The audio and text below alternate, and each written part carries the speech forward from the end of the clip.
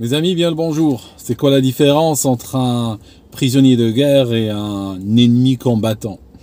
En fait, c'est la même chose. C'est juste on a renommé le prisonnier de guerre, on l'a renommé en ennemi combattant, d'accord? Tout simplement pour éviter qu'on puisse lui appliquer, ou que lui soit applicable, plus exactement, la Convention de Genève. Donc en fait, les empires aiment bien manipuler la terminologie, aiment bien manipuler les mots. Au-delà des mots, ils manipulent l'actualité. Au-delà de manipuler l'actualité, ils manipulent aussi l'histoire avec un grand H. Donc en fait, le but, c'est de faire vivre les gens dans un narratif qui est complètement contrôlé. Alors, j'aimerais juste, dans cette vidéo qui est très rapide, je sais que les gens consomment beaucoup de TikTok ces dernières années, donc l'attention n'est pas toujours là si on fait une vidéo d'1 heure. Je vais faire une vidéo très courte, mais je promets d'aborder ce thème dans le futur, dans une vidéo beaucoup plus longue pour ceux qui ont le temps. Je vais vous montrer quelque chose. Je vous montre un tweet. C'est un tweet d'un organisme officiel. D'accord? C'est un tweet d'un organisme officiel. Donc cet organisme britannique officiel, Foreign Commonwealth and Development Office, celui-là, il va dire, écoutez bien, le Royaume-Uni et les États-Unis sont unis face à Poutine, face à la guerre illégale de Poutine en Ukraine. Alors ce qu'on va faire, je vais vous donner 4 mots et il faut juste, on va jouer un petit jeu, je vous donne 4 mots et vous me dites quel mot n'appartient pas aux autres, n'est pas de la même famille que les autres. On connaît tous ce jeu, c'est un jeu très sympa. Alors, je vous donne les 4 mots. Royaume-Uni, États-Unis, Ukraine, Poutine. D'accord? Donc en fait, vous avez remarqué tout de suite que on cite 3 pays, et quand il s'agit de la Russie, on n'utilise pas le mot Russie, on utilise le président russe seulement, le nom.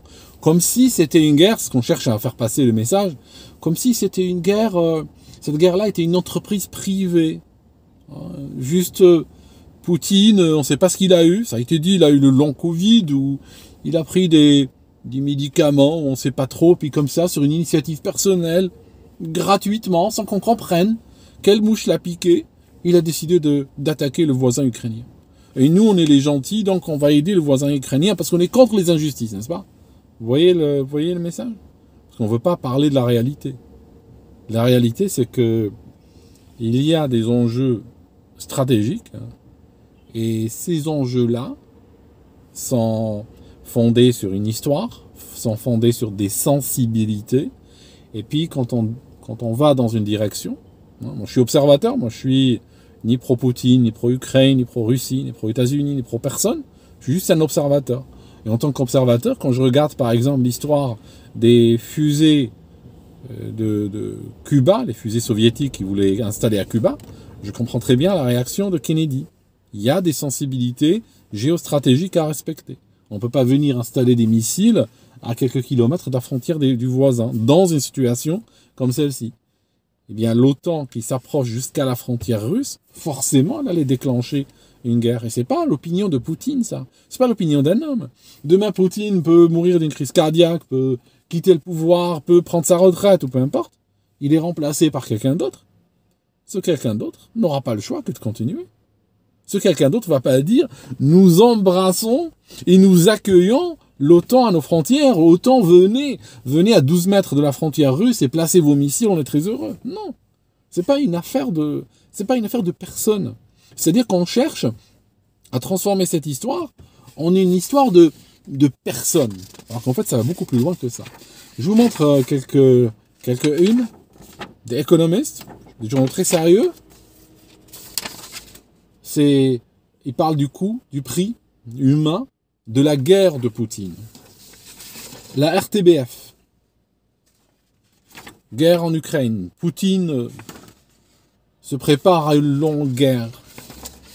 Encore personnelle, on personnifie. On n'utilise pas le mot Russie, c'est très rare. Yahoo News, pareil. Parle de la guerre de Poutine. Et plein de médias ont reçu justement la même communication, parce que c'est là où vous réalisez quand même qu'il y a un contrôle, parce que les médias reprennent exactement la terminologie des organes de l'État, et puis justement cherchent à nous faire accroire que cette histoire de guerre, c'est juste une initiative privée de Poutine. Alors qu'en réalité, c'est une guerre où la Russie, en tant que pays, en tant que nation, est impliquée parce que ils sont en train de jouer littéralement leur survie. Parce que c'est une guerre à mort entre les États-Unis et la Russie. C'est une guerre qui ne date pas d'hier. Elle a pris plusieurs formes sur les dernières décennies. Et là, aujourd'hui, le théâtre de la guerre a été ramené en Europe. Pourquoi? Parce que l'Américain moyen, forcément, il se fout pas mal de la mort de l'Ukrainien. Hein. Pour lui, l'Ukrainien, bon, peut-être parce qu'il est blanc, il vaut 20% de plus qu'un Afghan, qu'un Irakien. Mais c'est tout. Donc, qu'est-ce qu'on a fait? On a pris un régime de Zelensky qu'on a installé, les Américains l'ont installé en Ukraine. Il a sacrifié son pays. Il a offert son pays en holocauste, littéralement. Il a offert son pays. Il a dit, ok, j'y vais, moi je suis... Aucun dirigeant normal, sain dans sa tête, n'aurait utilisé son pays comme chair à canon pour une guerre, pour un vieux sénile à Washington. Sauf que le gars, lui, il le fait. Il a été placé par eux, ils ont bien fait de choisir ce type. Ils savent ce qu'ils sont en train de faire. Donc, il met son pays en sacrifice là-dessus. Les Américains, du moment que c'est pas des cercueils avec des drapeaux américains qui reviennent au pays, ils s'en foutent complètement. Hein, c'est pas un souci. Eux, ce qu'ils veulent pas, c'est que les boys aillent se faire tuer. D'accord? Donc, ils veulent pas ça. Les Européens morflent, là, parce qu'ils ont tous des dirigeants qui ont été cooptés par le système américain. Certains par idéologie, d'autres probablement par chantage, d'autres probablement payés. Hein. On sait qu'ils tournent beaucoup à ça.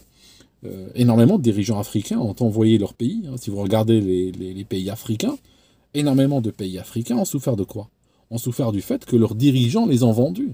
Les dirigeants les ont vendus à des intérêts étrangers, les ont vendus à des multinationales étrangères qui ont eu le droit de tuer, de polluer, d'expérimenter, de causer des désastres, ou bien les ont vendus à des pays étrangers qu'ils ont utilisés dans tous les sens, comme ils ont voulu.